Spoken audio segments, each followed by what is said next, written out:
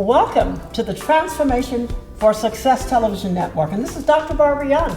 And we're on the Empowerment Channel today. And I want to welcome you out there. And I want to thank all the listeners and all the guests in the audience for coming. We're so happy you're here today. Well, we are here today to talk about a very, very important topic. And that topic is concerning our veterans and the plight of veterans today. And with me, I have four beautiful gentlemen. They're handsome. You guys look great. I have Matt Davidson, who's here, who's a 16-year veteran of working with incarcerated and homeless veterans. And I want to thank you, but first of all, I want to thank all of the veterans and all the wives and dependents of veterans who served our country in all of its services. And we want to thank you and give grace for all of you, and thank you for serving for our country. So it's a pleasure to have you on the show today. So Matt, welcome to the show. Thank you very much. And next we have Joe Hudak. Oh my God, I love that name, Joe Hudak. You gotta remember that name, everybody out there. Well, Joe is a Green Beret, a former Green Beret, and served in Afghanistan and Iraq. And we're so happy that you're back safe and sound. Thank you so much. You got a lot to share today with us. And then last but not least, we have Dave Weiner. Dave has been on my radio talk show, Transformation Success, and shared a bit of his story. Well, he is a retired military veteran of the Air Force. Got to get that right, the Air Force, we know that. And he served well, and he's been a member of the law enforcement. So that's about all I'm going to say about you right now. So you're going to share a little bit more later on. Thank you for having me back, Dr. B. Because we have quite a discussion today. And so I want you to call your friends, call all of your loved ones, call those who are veterans, because this is a show that you must watch. We are also going to be doing a series, so we'll continue our conversations today because there's a lot more to share about what's happening with veterans. More specifically, Matt, I want to start out with you because you've talked with and worked with a number of incarcerated and homeless veterans. How drastic are we looking at things today? Well, it's difficult because the number of homeless veterans in Los Angeles are going up instead of down.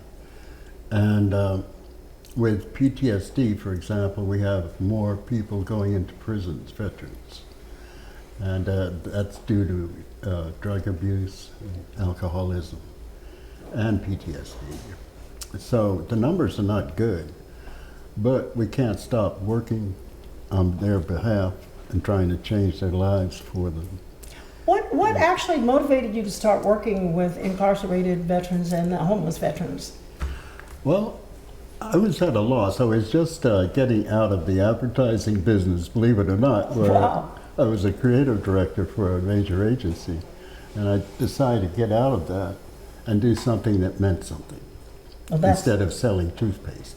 Oh, that's very noble. Well, I can tell you, incarcerated veterans and homeless veterans is a lot different from selling incarcerated toothpaste. I mean, Oh yeah. incarcerated toothpaste, you got that? No, you didn't get that. I would like to share one story, and this has to do with homeless veterans. Yes. And has to do with, at one time I was coordinator for what they call the Homeless Veterans Reintegration Project, which is under the Department of Labor. And one day a young man came walking in, or staggering in, and he had told me that he was just going through a seizure of, what do you call it, cocaine, crack, a crack seizure. And so he was going through that. He was sleeping in the street. He was alienated from his family. And he had really nothing to go to, nothing for him.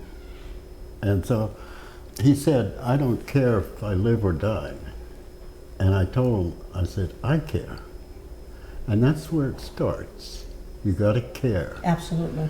And then the next is common sense. And he had the addiction, so we took him to the VA in Long Beach. And they addressed that, and in time he was over his addiction. He needed a place to stay. Took him to New Directions, and he had a place where there is for homeless veterans. Wonderful. No cost. And while he was there, he learned how to operate the computer. We put a resume together and got on job sites, and we got him out there into the working world, and he got a job. And then we got him back in touch with his family, did that. So that's reunification, to be sure. Yeah. Absolutely. And so in time, I got a phone call from him. And he said, I want to invite you to my college graduation. Wow. And I said, that's full circle. That certainly is. Thank you so much for sharing that story, Matt. Well, anybody can do it. Yeah. It's just common sense. Right. Well, we want to thank you.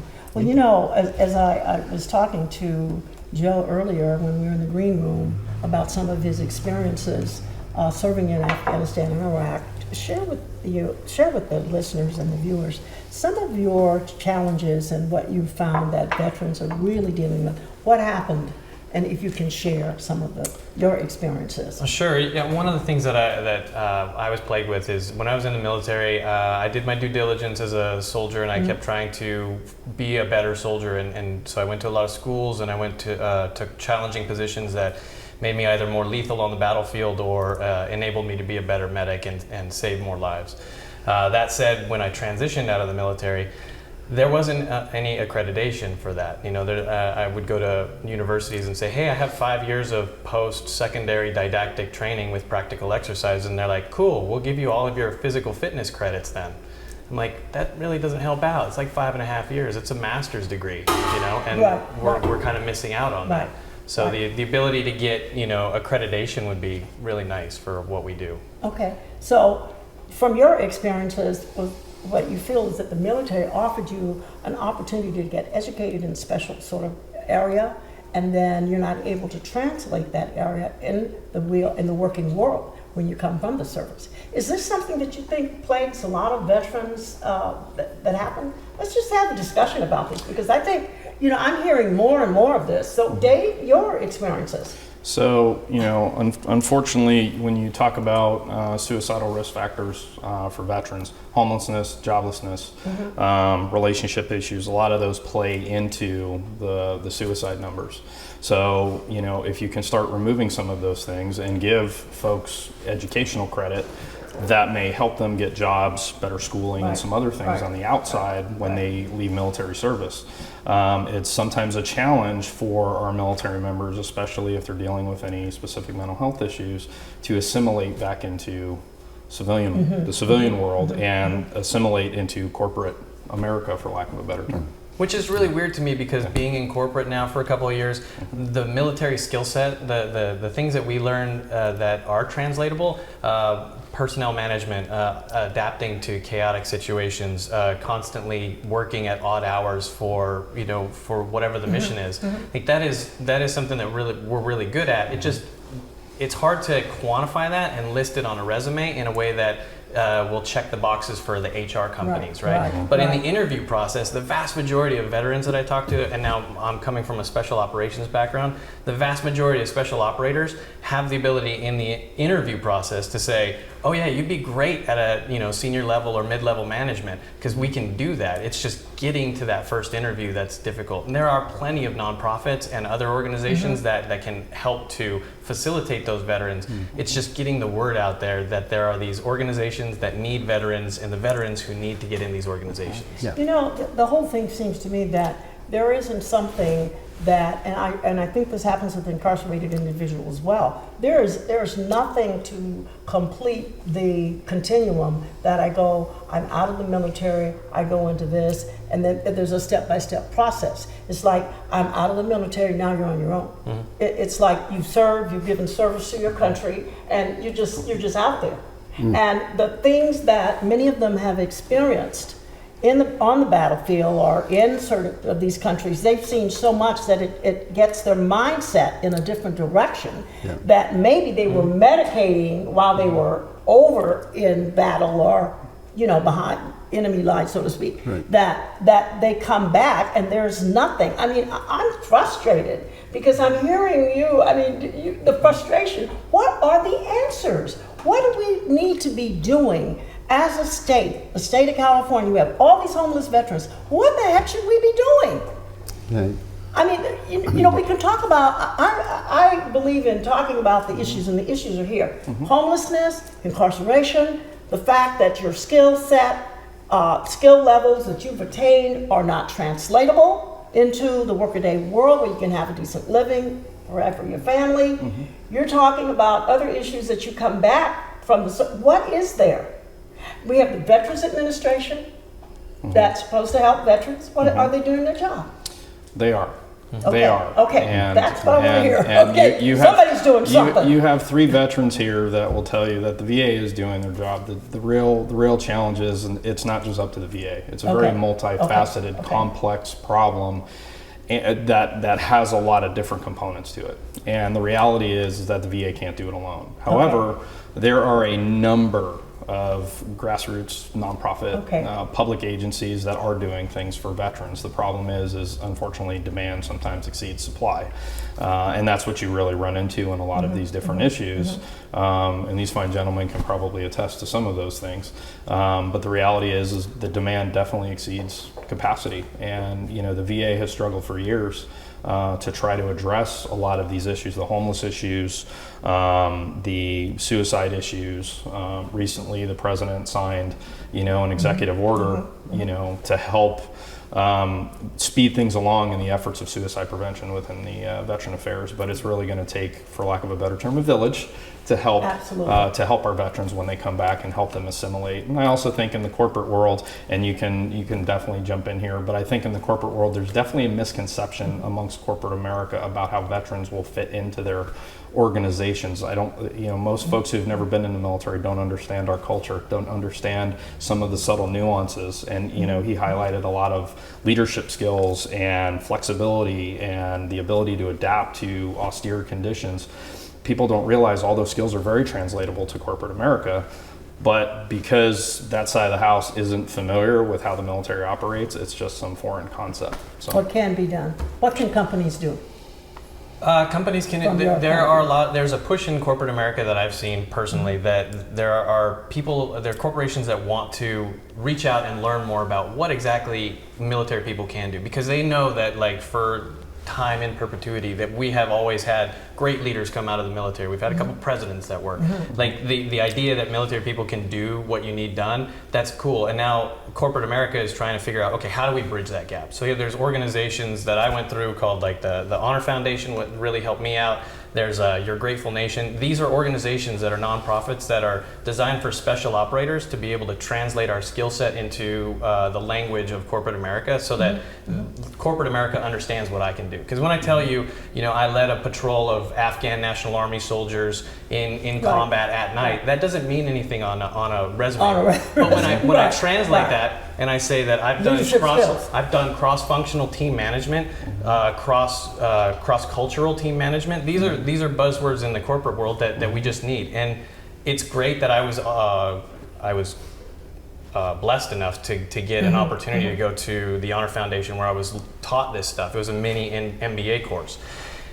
But these kinds of things should be open to people outside of special operations too. How did you learn about the Honor Foundation? Where are they located? Or is this one foundation or they have several? How did you learn about it? I turn over to my network. I believe that I make friends with the right kind of people, and then when they reach out and they say, I have something for you, I trust in them. Okay. So what would you advise somebody that's out there that may be a veteran that's listening to the show? Viewing this show, I should say. Absolutely. There are organizations. The Honor Foundation is found online. They are nationwide. Okay. Your Grateful Nation for other special operators. That one's nationwide. They're mostly East Coast based. It's out there. There's an event down in San Diego called. It's the one Veteran Village does. It's Operation Stand Down, right? Okay. And so that is designed to take homeless veterans off the street. They put them into tents, get them the right kind of services, and then get them off the streets permanently.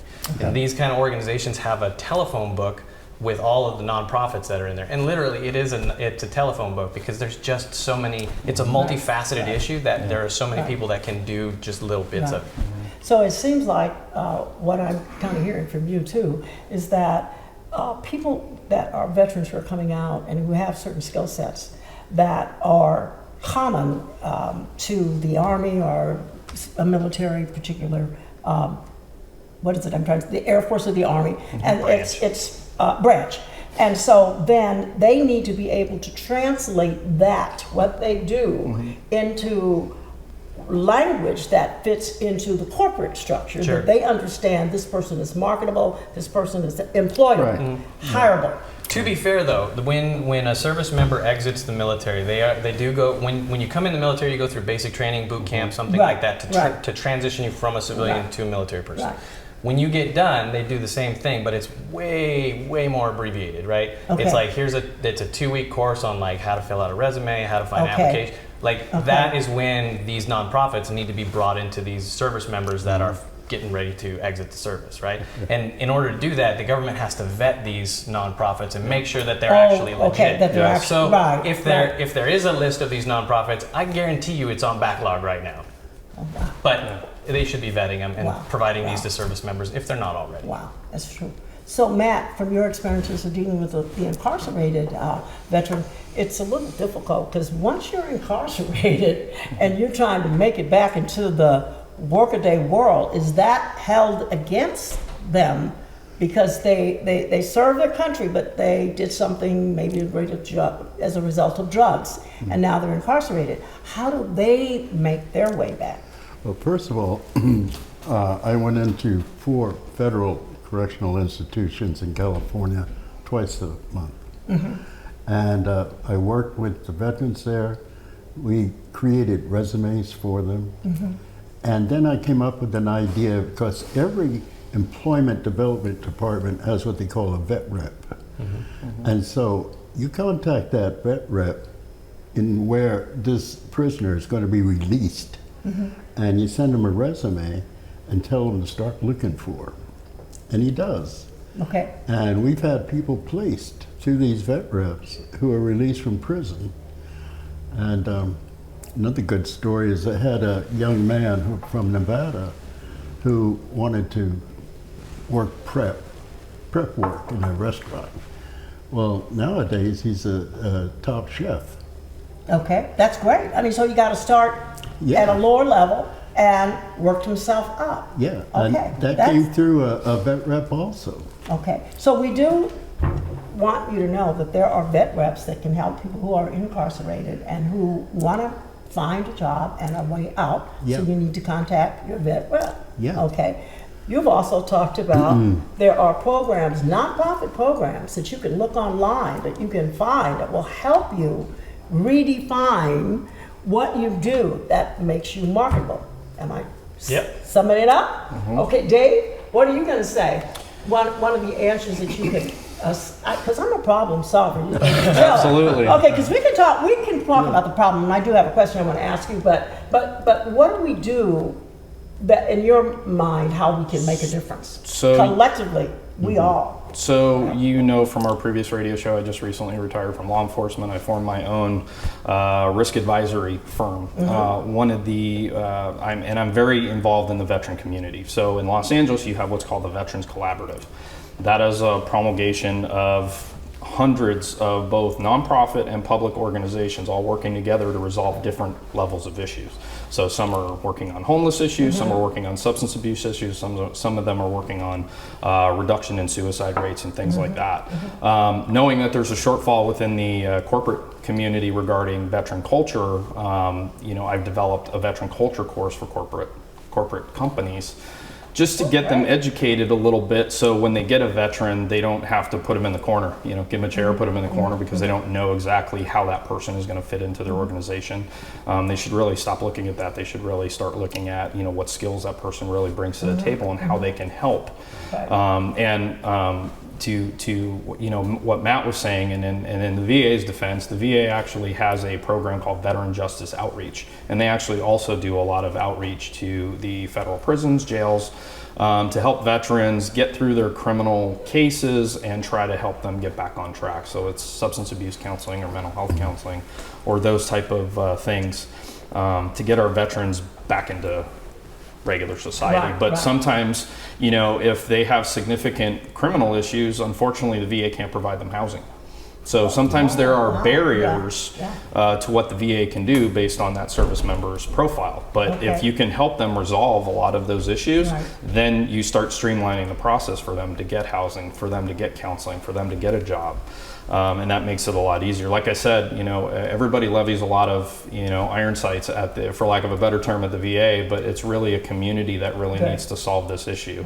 So I'm glad we're having this conversation today. I'm glad we're having a because- conversation too, because I think that you viewers need to be enlightened, and many people need to be enlightened about some of the issues, because I've been getting a lot of people coming to me about veterans. They're doing this. It's almost like little silos are growing up, and I'm thinking, when are we all going to bring this all together and work as one? Because, and the nonprofits are doing their thing, and there's a for-profit organization, but I want to applaud you all for being on the show and sharing these issues, because they are here and we've got to do something about them. That's right. My question too is, how many women among, the stats, do you know the percentages of women, that veterans that are having some of these issues?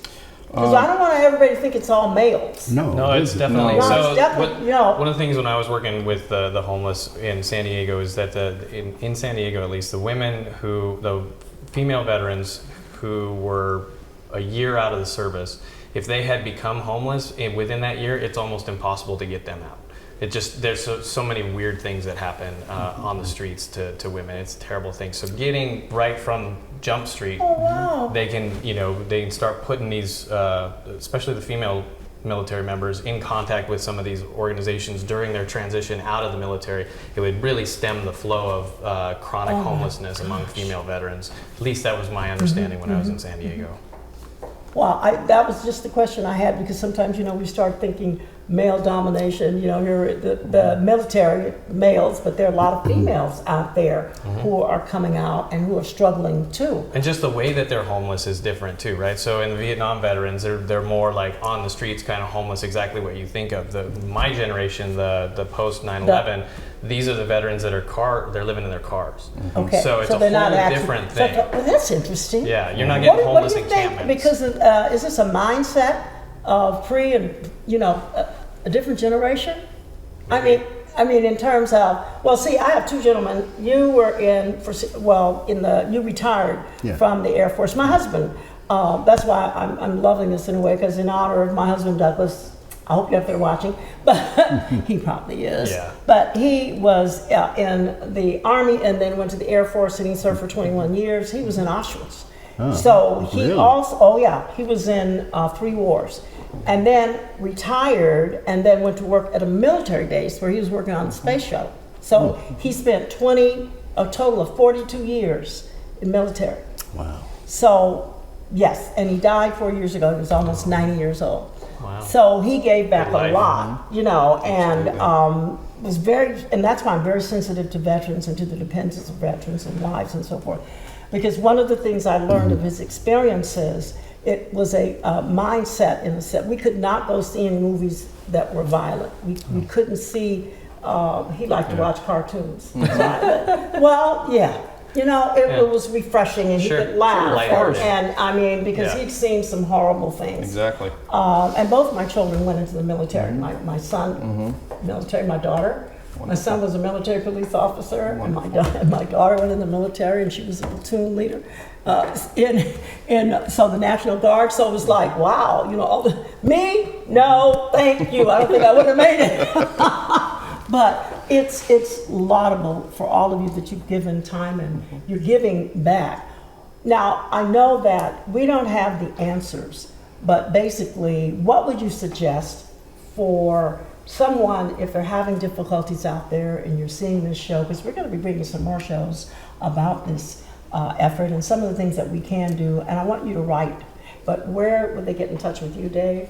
So you can reach out to me at dave@secure-measures.com, or you can call me at 310-507-1493. And we'll have that in the crawl space of the video after this is over. So, and how about you, my dear? You can get in touch with me with my management company. It's Sarah K. Correll, CORRELL @gmail.com. See, he's got a female boss, okay? Yay! Yeah. For women entrepreneurs. Hooray! Yes. Hooray! And so, Matt. I am at KOLA19_38 @yahoo.com. And that will also be listed in the film today. And so I just want to thank you for listening, and remember, the Veteran Administration, and they still are doing a great job. We're not here to, remember, these comments are our own, uniquely to share with you. You may disagree, you may not agree, but this is a conversation that we're having with all of you. And I really want to thank you and thank my guest, Matt. You're just wonderful. Thank you very much. You gotta come back. You gotta come back. Joe, you know you coming back, right? He's like, woo, woo, because we're going to talk more about your era. And then Dave, you're going to be on radio, you're going to be on TV, you're going to be my co-host. We're going to be getting this veterans thing lined up together. Absolutely. And so this is Dr. Barbara Young, and I want you to please, if you have comments, questions, you can get in touch with me at info@transformationforsuccess.com. Again, I want you to have a very blessed week, and remember, help somebody this week, and particularly help a veteran or help a dependent of a veteran. Remember, they served our country, and we embrace freedom in this country largely because of them. So thank you, guys. Thank you. Thank you, audience. And I want to thank you, audience. Give our audience a great hand for all of you out there. Oh, thank you so much for coming today and being in the show and being our guest. Love you very much. And this is Dr. Barbara Young signing off. And I'll see you next week when I got a show coming on. I got Dave. Okay. Thank you guys very much. You're welcome. Wonderful. Woo-hoo-hoo.